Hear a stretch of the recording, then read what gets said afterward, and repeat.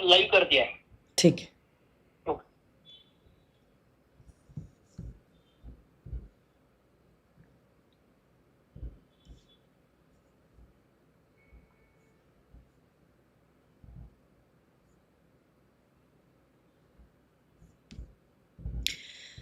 So, very good evening to every one of you all. Hello, boys and girls. How are you all?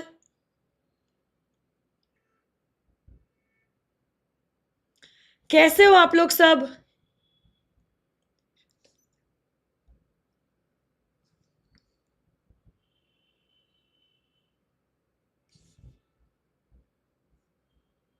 I hope you all are good.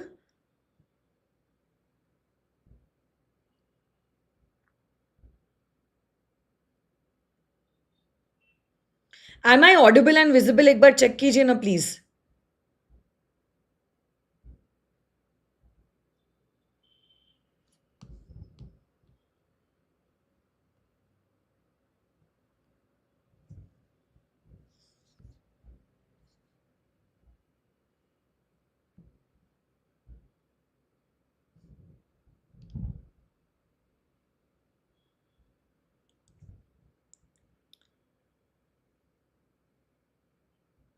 Okay, great. I think everything is clear. I'm audible and visible. Let's start the class then.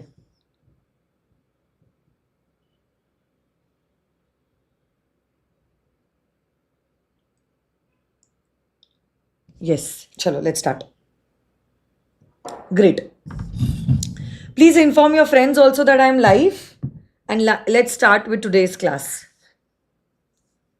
मैं आपको मैं थोड़ा सा छोटा कर दूं क्या?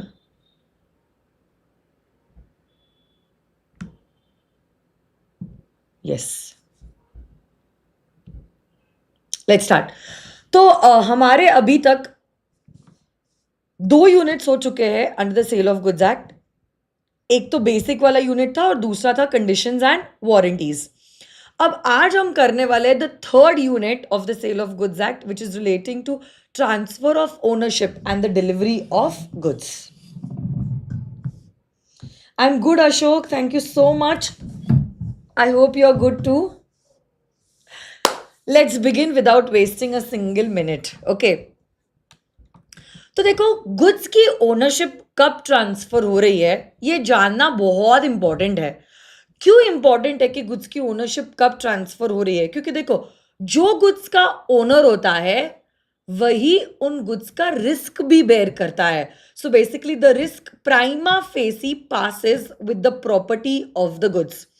कल जाके अगर गुड्स खो गए, डैमेज हो गए, तो ऐसे केस में इन गुड्स से रिलेटेड जो भी लॉस रहेगा ये लॉस का बर्डन जो है it's gonna be borne by that person who is the owner of the goods. Ma'am आप फ्रीज हो गए हो. एक मिनट, मैं चेक करती हूं. I hope the audio is clear. मैं फ्रीज हो गई हूं, इसको डीएक्टिवेट करके अब मैं एक्टिवेट करती हूँ कैमरा को. Camera camera camera. एक मिनट, अब देखते हैं. Tang Tang. यस, अब मैं वापस आ चुकी हूँ. I am back. ठीक है, चलो आ जाइए. तो जो मैं कह रही थी वो यही था. क्या था कि बर्डन जो होता है गुड्स का और लॉस जो होता है गुड्स का that is borne by the owner of the goods. और इसीलिए ये जानना बहुत इंपॉर्टेंट है कि किसी मोमेंट पे कौन गुड्स का ओनर है, और ये चैप्टर इसी के बारे में बात करता है. तो सबसे पहली बात तो देखो, passing of the property is really very important aspect of any contract. देखो अगर ओनरशिप ट्रांसफर हुई है तो सेलर के कुछ अलग सेट ऑफ राइट्स होते हैं, और अगर ओनरशिप ट्रांसफर नहीं हुई है तो अलग कुछ राइट्स होते हैं. वैसे ही अगर बायर गुड्स का ओनर बन चुका है तो बायर की सेलर की तरफ की जो जिम्मेदारियां है, लायबिलिटीज है, वो कुछ अलग होती है. इसलिए जानना रियली बहुत इंपॉर्टेंट है कि ओनरशिप ट्रांसफर हुई है या ओनरशिप ट्रांसफर नहीं हुई है. We want to decide the legal rights and liabilities of both the seller and buyer. And these rights and liabilities are decided upon whether the ownership has been transferred or the ownership has not yet been transferred. Another reason why we want to know whether the ownership has been transferred or not is that the risk in the goods basically is with the seller till the time the ownership has not yet been transferred. But as soon as the goods are sold and the goods become the property of the buyer, तो ऐसे case में then it is the buyer's risk and it is not the seller's risk. चाहे possession seller के पास भी क्यों ना हो, it's not going to make a big difference. तो ownership transfer होना एक aspect होता है or delivery of the goods is totally different aspect. Now the question arises, how will you identify whether the ownership has been transferred or it has not yet been transferred? That actually depends कि आपके goods क्या type के हैं. Different goods में ownership का जो समय है वो अलग अलग समय पे ट्रांसफर किया जाता है. ओके, तो पहली बात तो अनसर्टेन गुड्स जो है इनकी ओनरशिप कभी भी ट्रांसफर नहीं की जा सकती है. अनसर्टेन गुड्स को पहले आपको करना पड़ेगा ascertain. Only after they are ascertain the ownership can get transferred from the seller to the buyer.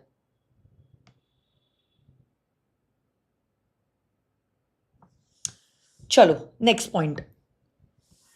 दूसरी चीज जो आप देखोगे वो ये है कि पार्टीज का इंटेंशन क्या है. क्या उनका इंटेंशन ओनरशिप को ट्रांसफर करने का है या नहीं है. Because intention of the parties is really important है ना. और अब देखो इंटेंशन कैसे समझेगा. एक तो आपको इंटेंशन समझता है by the terms of the contract.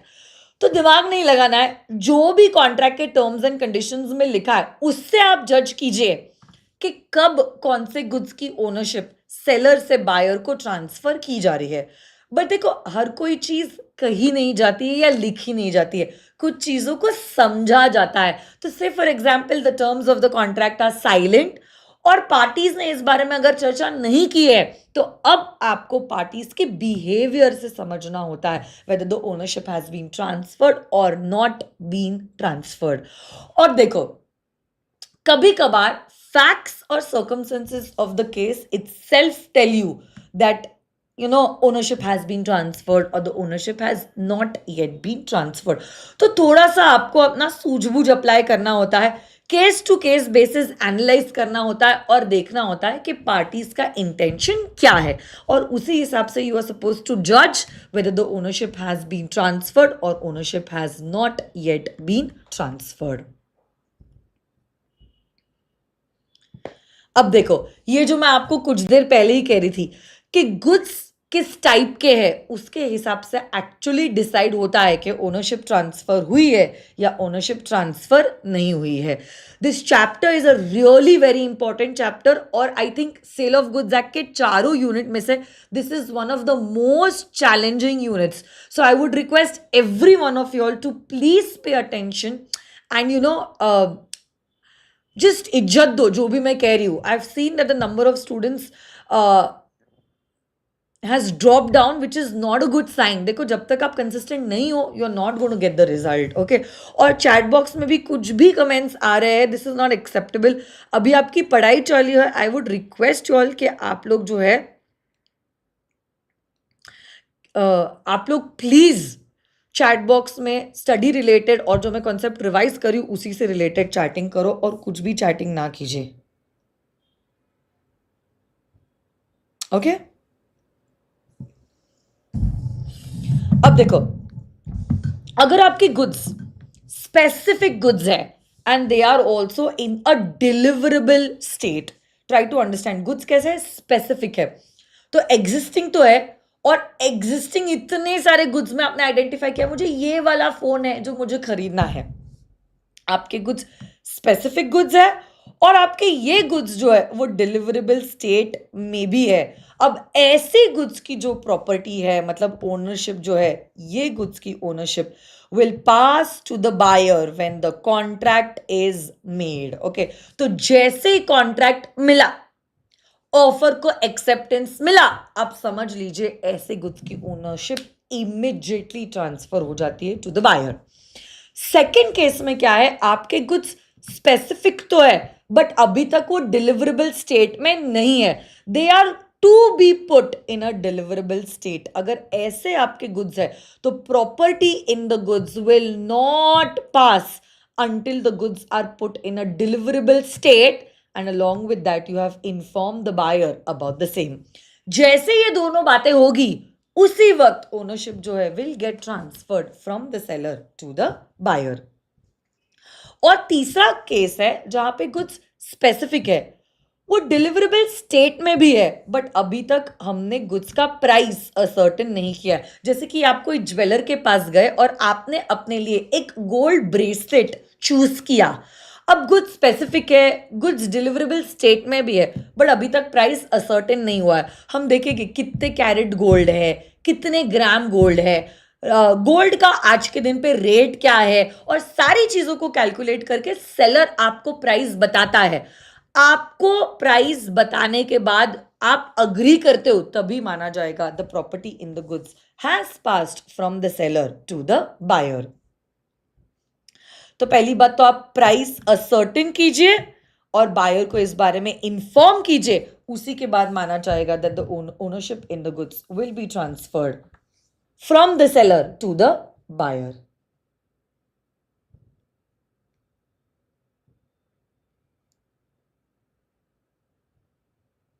Shivani, classes are conducted in the evening 8:30 to 9:30. Okay, next। तो देखो मैं वापस से इसको समराइज करना चाहती हूं। अगर कुछ स्पेसिफिक है और डिलीवरेबल स्टेट में है, जैसे ही कॉन्ट्रैक्ट बना वैसे ही ownership will get transferred from the seller to the buyer. But अगर कुछ स्पेसिफिक गुड्स है और उसको डिलीवरेबल स्टेट में लाना है तो पहले आप गुड्स को डिलीवरेबल स्टेट में लाओ और गुड्स को डिलीवरेबल स्टेट में लाने के बाद बायर को इन्फॉर्म करो, उसके बाद ओनरशिप ट्रांसफर होती है। और थर्ड केस में प्राइस असर्टेन करना बाकी है, तो सबसे पहली बात तो आप क्या करो, आप प्राइस असर्टेन करो, बायर को उस बारे में बताओ और उसी के बाद ownership will get transferred from the seller to the buyer. Next concept देखो, where there is a contract for the sale of uncertain goods, these goods की ownership cannot get transferred to the buyer until and unless these goods are ascertained। Highlighter। So no property is transferred to the buyer until and unless these goods are ascertained goods। अब देखो, sale of unascertained goods by description. So where there is a contract of sale of unascertained goods और future goods by description and the goods of that description are in a deliverable state, तो in goods को पहली बात तो आप deliverable state में लाया है, डिलीवरेबल स्टेट में लाने के साथ साथ आपने उनको अनकंडीशनली अप्रोप्रिएट किया है। अब देखो, अप्रोप्रिएशन सेलर के साइड से हो सकता है या बायर के साइड से हो सकता है। अप्रोप्रिएशन जो एक्सप्रेस हो सकता है या इंप्लाइड हो सकता है ईदर बिफोर और आफ्टर। ओके, तो it does not really make a difference. हुआ क्या है, आपने इन गुड्स को जो डिस्क्रिप्शन दिया था उनको डिलीवरेबल स्टेट में लाया है और उनको अनकंडीशनली अप्रोप्रिएट किया है। अप्रोप्रिएट करने वाली पार्टी सेलर भी हो सकती है और बायर भी हो सकती है, और सामने वाली पार्टी ने कंसेंट दे दिया है। ये कंसेंट एक्सप्रेस हो सकता है, इंप्लाइड हो सकता है, बिफोर अप्रोप्रिएशन हो सकता है या आफ्टर द अप्रोप्रिएशन भी हो सकता है। जैसे ये बातें होती है माना जाएगा इन गुड्स का सेल हो चुका है।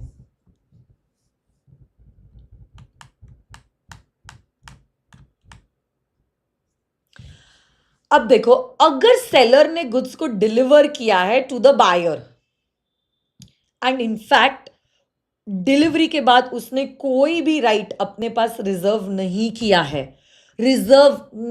है, तब माना जाएगा उसने गुड्स को अनकंडीशनली अप्रोप्रिएट किया है. Getting this or no my dear friends? Yes. अब अगला concept, this concept is like really very very very very very important. What does this point talk about? Goods sent on approval or on sale or return basis. कब माना जाएगा कि इन goods की ownership अब transfer हुई है? On sale और return basis वाले केस में.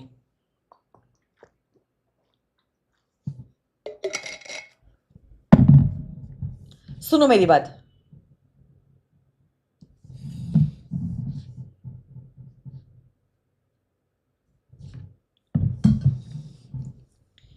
एक ही मिनट. हाँ, आप लोगों के पास इसकी पीडीएफ नहीं है क्या? Some kids are telling me ma'am PDF नहीं है. Should I send you the PDF?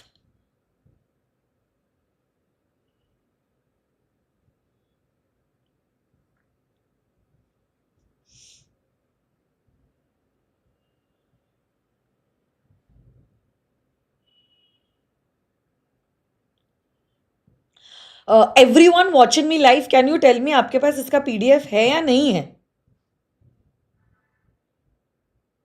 अगर नहीं है मैं राइट अवे इसको भिजवा देती हूं. I have it in my phone. चलो भेज देती हूं. पहले क्यों नहीं बताया बेटा आप लोगों ने? Unit 3 sale of goods act upload हो रहा है PDF. Just give me a minute. 50% तो हो चुका है अपलोड. 60%.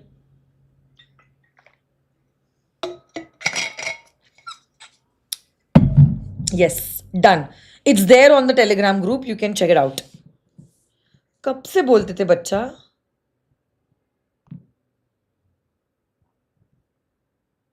इतना लेट बोला आप लोगों ने.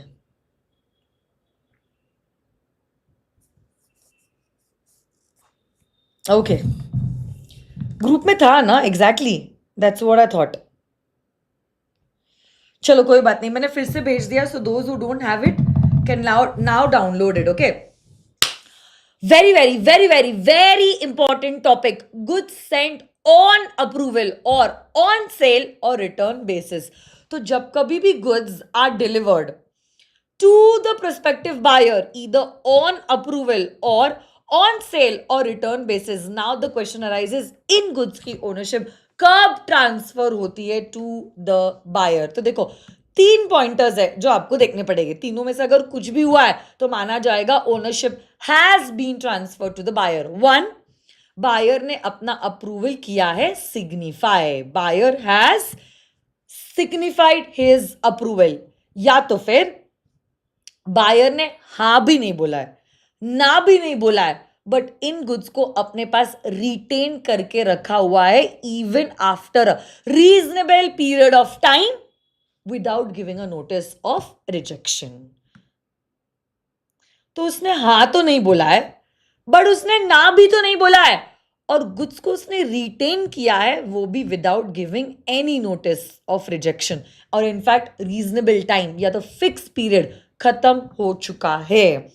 जैसे ही रीजनेबल टाइम खत्म होगा हम मानेंगे ownership has been transferred from the seller to the buyer. या तो थर्ड पॉइंट कहता है कि बायर ने ऐसी कोई हरकत की है which is actually equivalent to accepting the goods.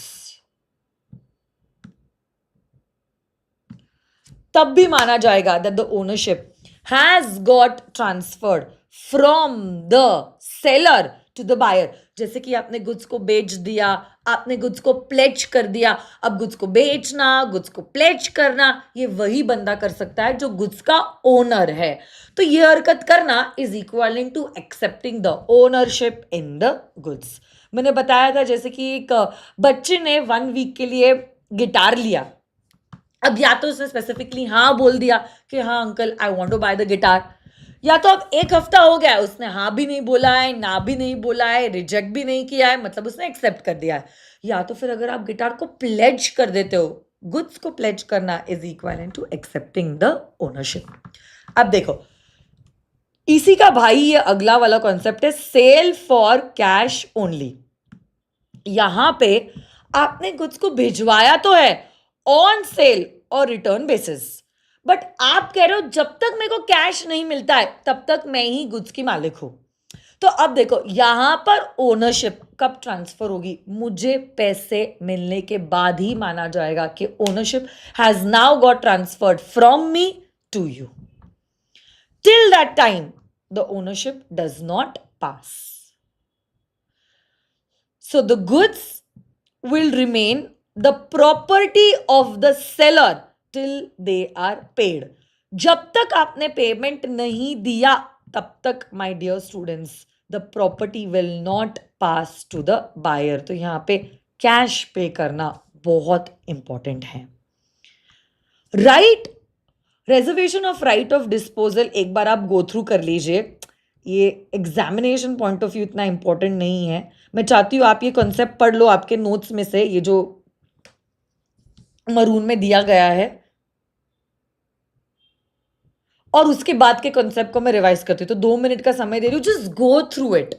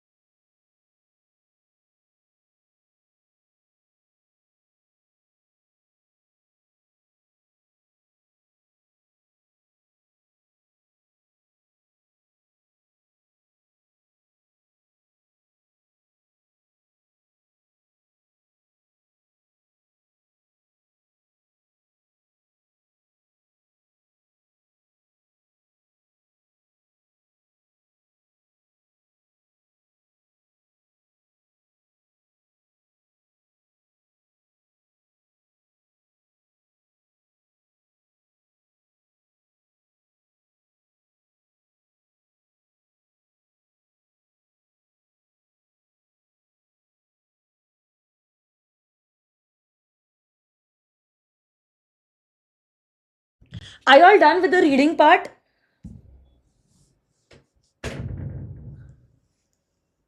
एक बार बता दीजिए कमेंट सेक्शन में।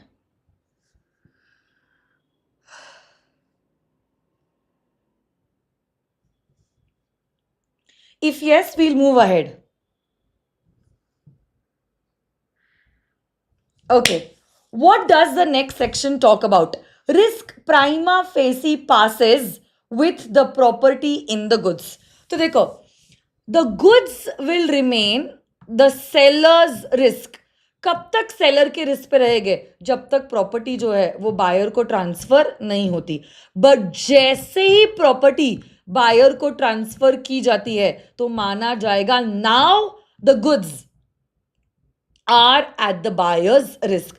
तो ये हमने इंट्रोडक्शन में भी देखा था, बट इंट्रोडक्शन उस बारे में था कि why are we learning this chapter.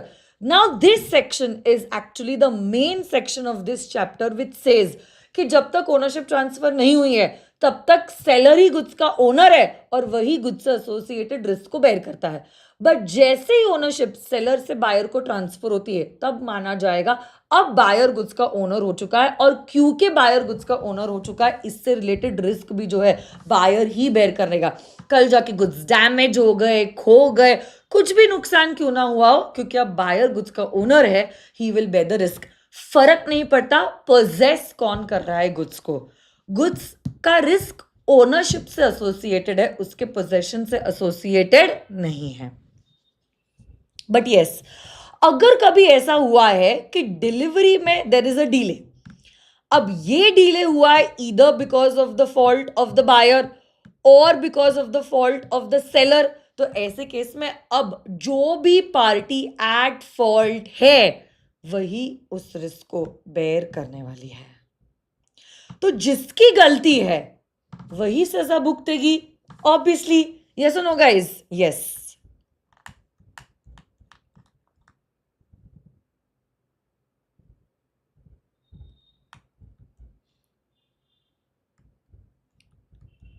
तो देखो यहां पे वापस से मैंने वो क्वालिफिकेशंस लिखे हैं, रिपीट किए हैं। डिलीवरी में अगर डिले हुआ है, नाउ ये डिलीवरी का delay is either because of the fault of the seller और because of the fault of the buyer. यहां पे कोई तो पार्टी की गलती है। यहां पे अब हम नहीं देखेंगे कि ओनर कौन है, यहां पे अब हम ये देखेंगे कि गलती किसकी है। Okay, and the goods shall be at the risk of the party in default.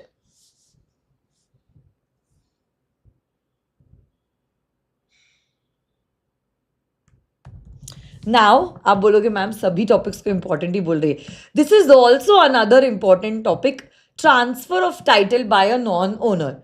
General rule तो यही कहता है अगर मैं गुड्स की ओनर हूं, only I have the right to sell the goods to you. तो say for example if I own this mobile phone, ये मोबाइल फोन बेचने का अधिकार सिर्फ और सिर्फ मेरे पास होगा। क्यों मेरे पास होगा? क्योंकि अगर फोन मेरा है, बेचने की मर्जी भी मेरी होनी चाहिए। बट फिर वो लॉ ही क्या लॉ है जिसके कोई भी एक्सेप्शंस ना हो। So to this general rule there are certain exceptions, और एक्सेप्शन यही कहते हैं though you are not the owner of the goods, still you can transfer a good title in the goods to somebody else. Okay.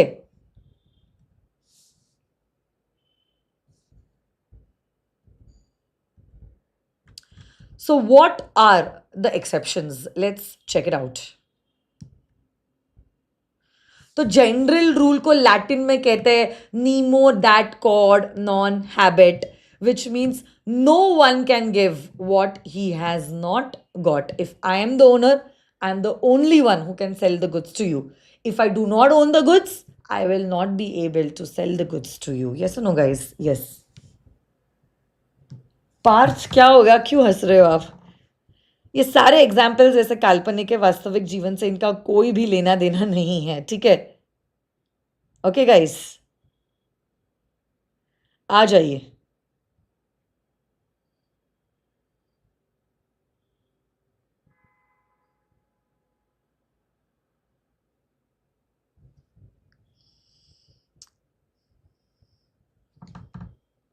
So what are the exceptions? देखो मैं exceptions की बात कर रही हूँ। जब मैं एक्सेप्शंस की बात करती हूँ, उसका ये मतलब होता है आप गुड्स के ओनर नहीं हो, still you have the right to transfer the ownership to the other party.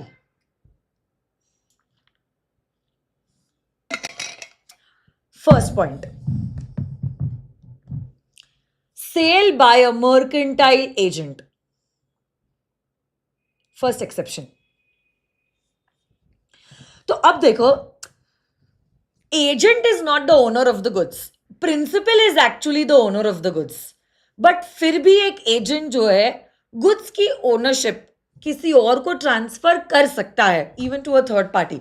But when will that happen? One, agent has the possession of the goods, if not the possession, at least goods का document उसके पास होना चाहिए।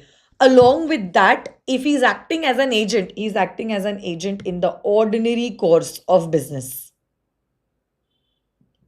And of course, buyer purchased the goods acting in good faith.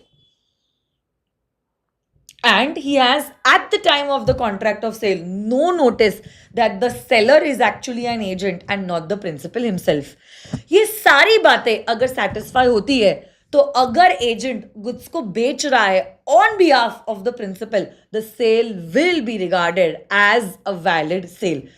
Legally तो आप लोग जानते हो, कॉन्ट्रैक्ट एक्ट तो यही मानता है जो भी काम एजेंट करता है, it is considered as if the principal himself is doing these acts. Who you know, a person who acts as an agent is actually himself acting. तो कॉन्ट्रैक्ट एक्ट भी इसी चीज के फेवर में है जो सेल ऑफ गुड्स एक्ट में दिया गया है। बट खैर, अगर सेल ऑफ गुड्स एक्ट के नजरिए से इंस्टीट्यूट आपको सवाल पूछता है, आपको तीन बातें लिखना बहुत जरूरी है। One, agent is having the possession in the goods. Two, agent अगर गुड्स को बेच रहा है, he is selling the goods in the ordinary course of business.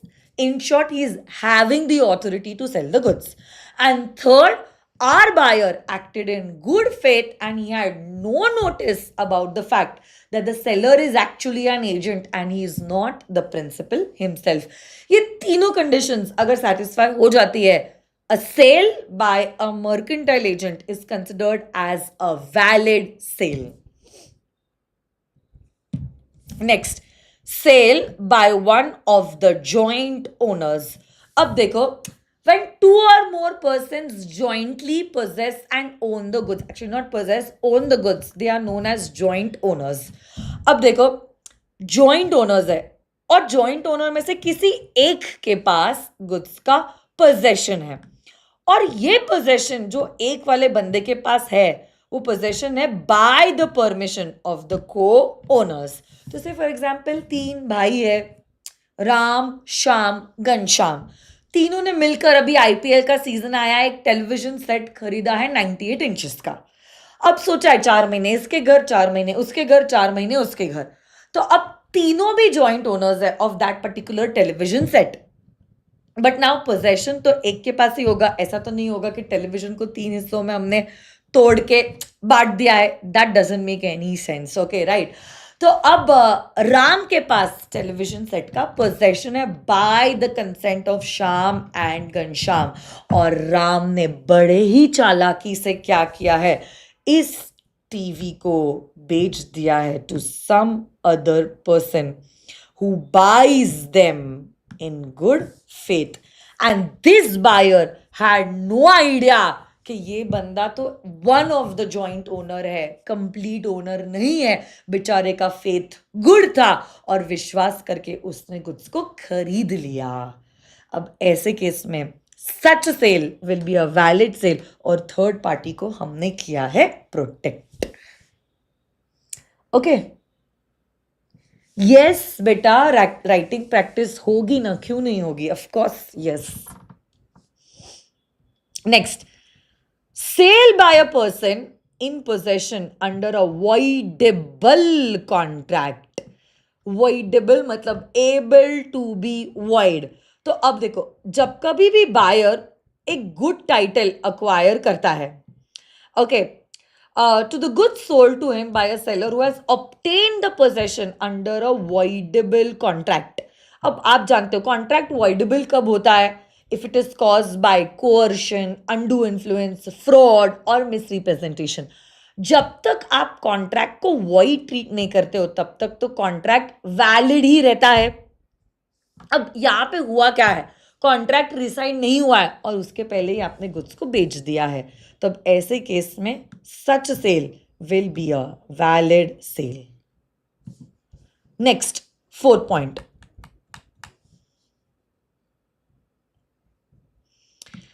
sale by one who has already sold the goods but now he is having the possession of the goods.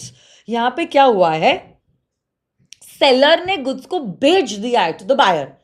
Seller ने अगर goods को बेच दिया है, seller is non owner, buyer is the owner, but goods का possession अभी भी seller के पास है. अब अगर ये सेलर ने जिसके पास गुड्स का पोजेशन है वो गुड्स को किसी और को बेचता है, such third person who buys the goods in good faith will get a good title in the goods because he had no idea about the previous sale. इसी का रिवर्स इस पॉइंट नंबर 5. बायर ने goods को बेच दिया है क्योंकि buyer के पास गुड्स का पोजेशन था बट ओनरशिप उसके पास अभी तक ट्रांसफर नहीं हुई है. ऐसे केस में अगर बायर पोजेशन ही है उसके पास, गुड्स को बेचता है, then my dear friends the other party will get a good title in the goods if he purchases the goods in good faith. Next, estoppel. आपने कोई चीज के लिए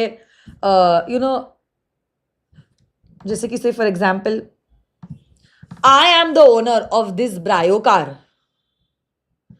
आनंद sir is not the owner of this ब्रायो car. अब आनंद sir Harshad sir से कहते हैं कि क्या तुम ये गाड़ी खरीदना चाहते हो जो मुझे बिलोंग करती है?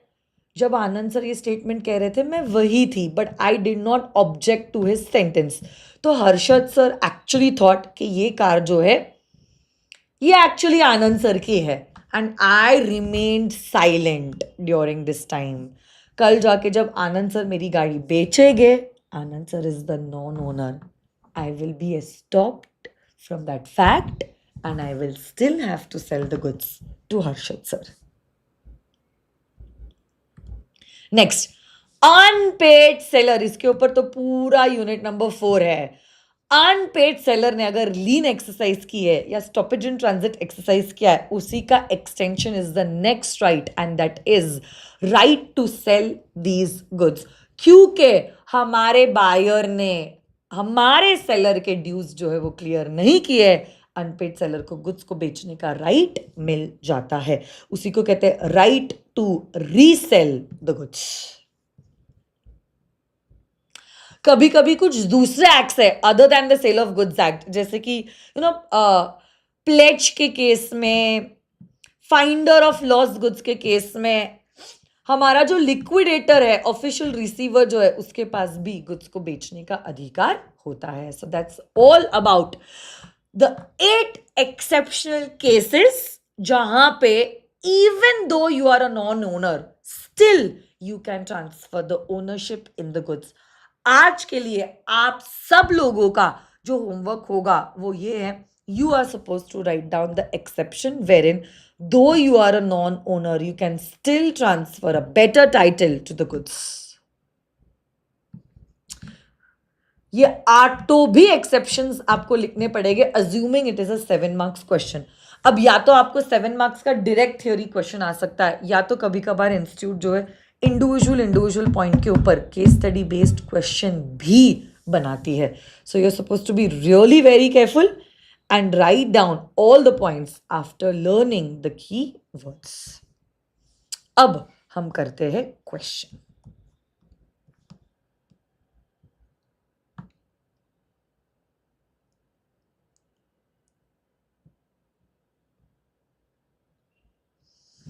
कौन सा क्वेश्चन करेंगे, कौन सा?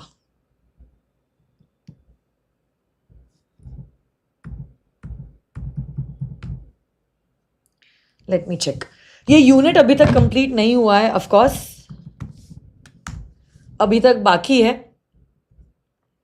बट समय हमारा खत्म हुआ है, लास्ट फ्यू मिनट्स है, इसलिए I want to do a question because this batch is just not a revision batch. Along with revision, we are also going to have a lot of writing practice.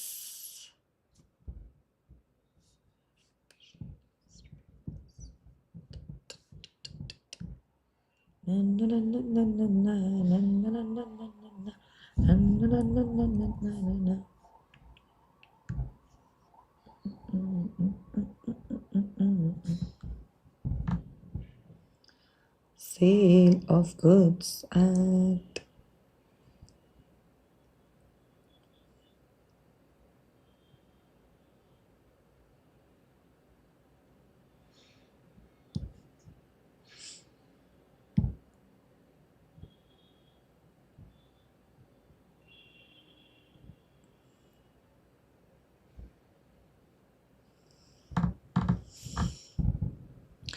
अभी just हमने जो point किया है, जिसके ऊपर हमने आपको direct theory question दिया है, उसी के ऊपर ये क्वेश्चन है.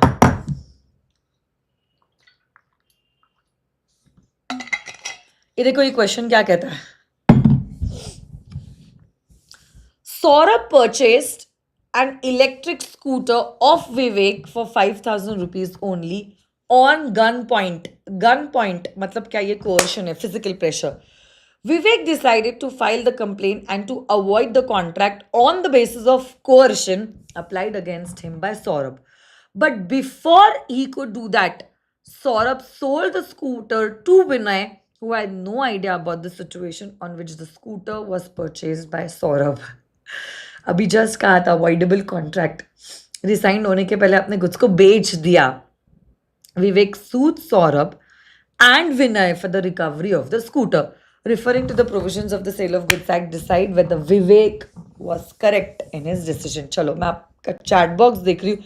आप लोग मुझे इस सवाल का जवाब दीजिए और बताइए कि यहां पर जो विवेक ने सौरभ और विनय के अगेंस्ट केस फाइल किया है, क्या ये केस मेंटेनेबल है? Come on, let's check it out. बोलिए। 20 सेकेंड का लैग होगा, इसलिए I am waiting for all. आप लोग बताओ चैट बॉक्स में यस या नो में, तो मेरे को जवाब दे दो। उसके बाद कैसे सवाल का जवाब लिखना है मैं आपको बताऊंगी। I will write it down with all. It's question number 11 from your RTP, May 2025 का आरटीपी। बोलिए ना मेरे को।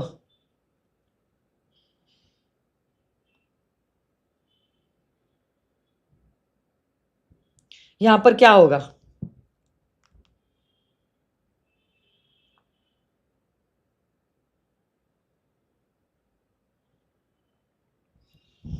कम on come on come on.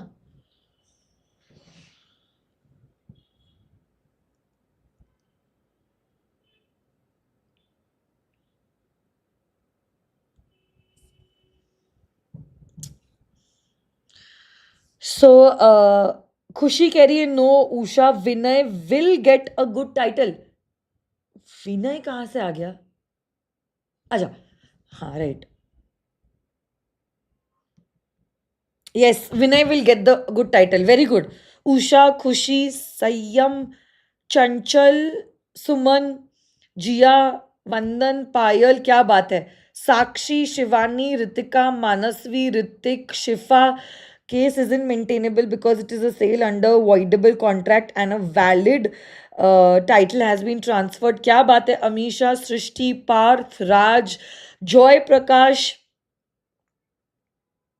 Mangesh, Sushant, Hrithik, Ragini, जिया, श्रेया, आप सब लोगों ने एकदम सही जवाब दिया है। तो आंसर तो एकदम करेक्ट है कि विवेक ये जो केस फाइल कराना वो बड़ा ही बेकार है। It's not gonna be maintainable. Okay. और हमारे विनय को एक गुड टाइटल जो है वो गुड्स पे मिल चुका है। बट अब सपोज ये क्वेश्चन इंस्टीट्यूट पूछती है 3 मार्क के लिए। Okay, assuming that the question is for 3 marks, how are you gonna write down the answer for this question? आइए आपके नोटबुक में और लिखिए RTP question number 11। Let's try to write down the answer.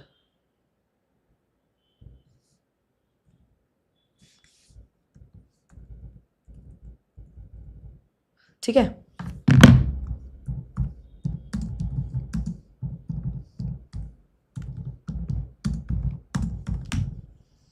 So we are writing down answer number 11।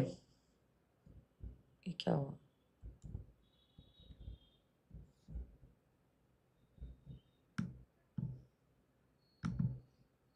Cut.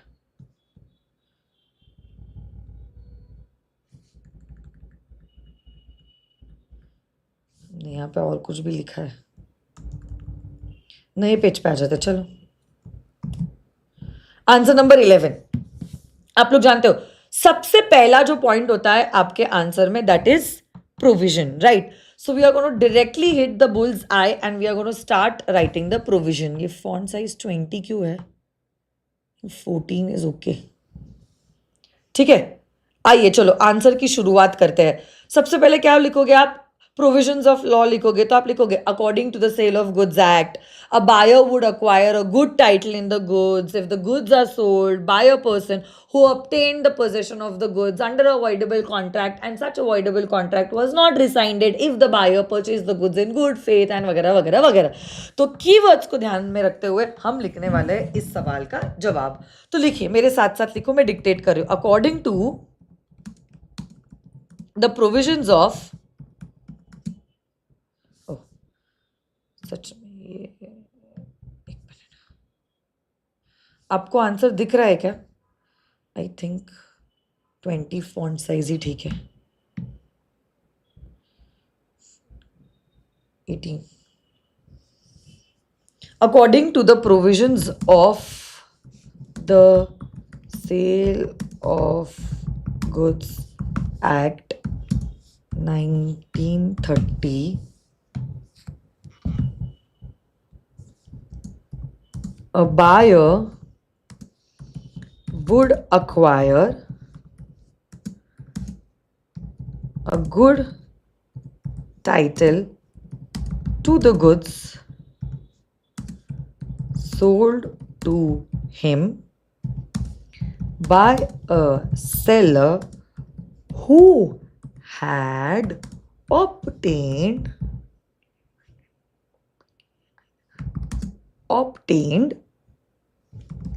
the possession of the goods under a voidable contract. voidable contract आप लिख सकते हो on the grounds of coercion, undue influence, fraud, misrepresentation. एक minute, तो मैंने क्या लिखा है? According to the provisions of the sale of goods act, a buyer would acquire a good title to the goods sold to him by a seller who obtain the possession of the goods under a voidable contract which had not been rescinded until the time of sale. तो यहां पे मैंने क्या कर दिया है? लिख दिया है provision, straight to the point. आपकी अंडरस्टैंडिंग के लिए I can just give the heading, but that's not required.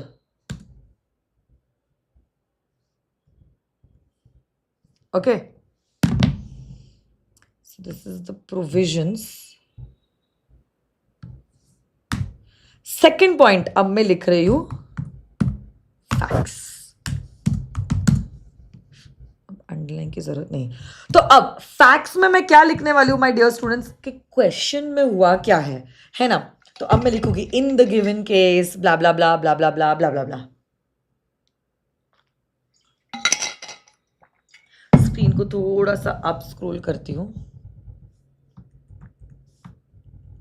I hope ऊपर का आपने सब कुछ लिख दिया है, ठीक है. If not you can just pause the video, अरे अरे अरे, एंड राइट इट डाउन. तो अब मैं लिख रही हूं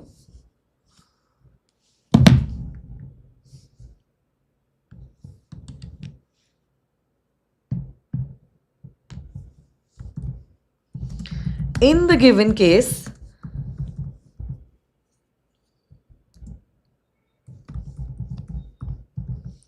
Saurabh purchased the electric scooter of Vivek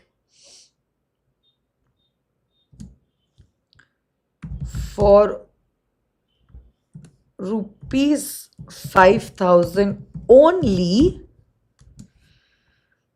by applying coercion.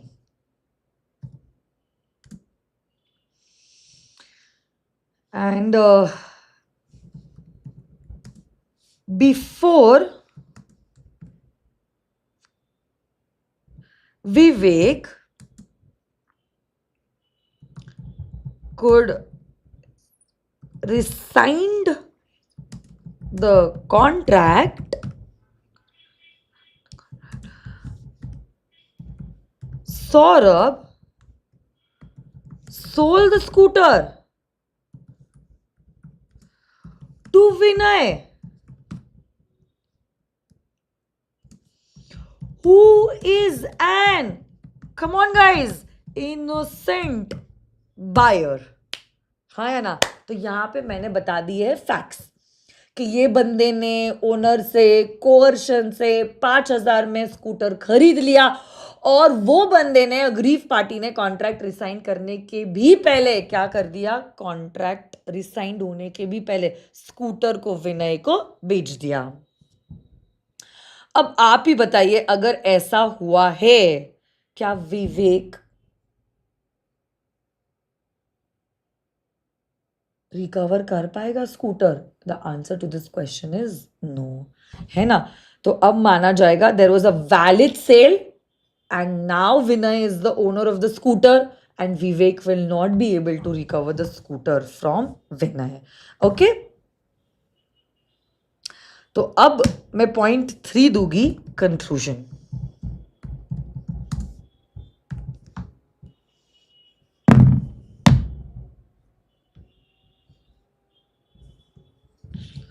अब कंक्लूजन में मैं लिखूंगी,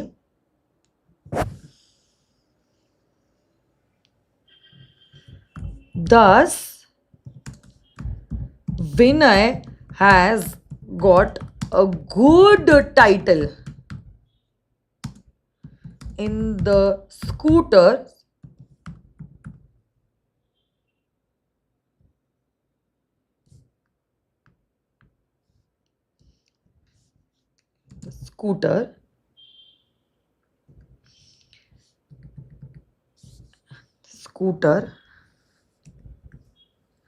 and Vivek cannot recover the scooter from विनय। हाँ, अगर आप चाहते हो आप ये लिख सकते हो दैट, नोट ब्रैकेट में देख सकते हो that however Vivek can always claim damages from Saurabh. तो ऐसे करके आप आपका आंसर लिखोगे which will be a 3 marks का answer. This is on the question and the topic that we did today. आपको साथ में सारे एक्सेप्शंस, ऑल 8 एक्सेप्शंस आज लिख के आने होंगे, जहां पे though you are not the owner of the goods, still you are selling the goods. Believe me, it is important as a direct theory question, और ऐसे केस स्टडी भी इंस्टीट्यूट जो है पूछता है in the examination. Okay, so yes, that will be all for today my dear friends. हमारा unit number 3 अभी तक कंप्लीट नहीं हुआ है, but there is a very important announcement that I would like to tell you all, that tomorrow and day after tomorrow, सुबह के 11 बजे से शाम तक, कल भी और परसों भी, मेरा CA इंटर का रिविजन सेशन है। So I am fully packed with inter revision session, but I also respect the fact कि आप लोगों का भी मई में अटेम्प्ट है, तो आप लोगों की पढ़ाई रुकनी नहीं चाहिए। तो जो यूनिट नंबर 3 के बाकी के टॉपिक्स है, और यूनिट नंबर 4 है अनपेड सेलर, उसके मैंने कुछ रिविजन लेक्चर्स ऑलरेडी रिकॉर्ड किए हैं, जिसको मैं कल प्रीमियर करने वाली हूँ on the same time, that is 8:30 to 9:30। Do watch these lectures. उन दोनों भी यूनिट्स की जो राइटिंग प्रैक्टिस है वो सेपरेटली मैं बाद में फिर थर्सडे को कवर अप करवा लूँगी, उसकी आप टेंशन ना लीजिए। आप सिर्फ कॉन्सेंट्रेट कीजिए on revising the remaining concepts under the sale of goods act, है ना। This is only just for the coming 2 days because I am busy with the CA inter revision. दोनों का बैलेंस मेंटेन करना ज़रूरी है, और इसीलिए फिर मैंने ये जुगाड़ निकाला है। आप लोगों की भी पढ़ाई नहीं रुकेगी। सेल ऑफ गुड्स एक्ट का यूनिट नंबर 3 आधा हो चुका है, जो आधा बाकी है वो कल प्ले किया जाएगा, और परसों के दिन यूनिट नंबर 4 जो है वो प्ले किया जाएगा। सेम टाइमिंग होगा 8:30 इन द इवनिंग, है ना। और इनसे रिलेटेड जो भी क्वेश्चंस है वो हम थर्सडे के दिन करेंगे आप लोगों के साथ discuss. So that would be all for today. Thank you so much, my lovely students. I will see you soon. Bye bye. All the best and take care. And I hope though you're watching these lectures virtually, you're making a note of all the writing practice that I'm getting you all done. है ना? Thank you. God bless you all.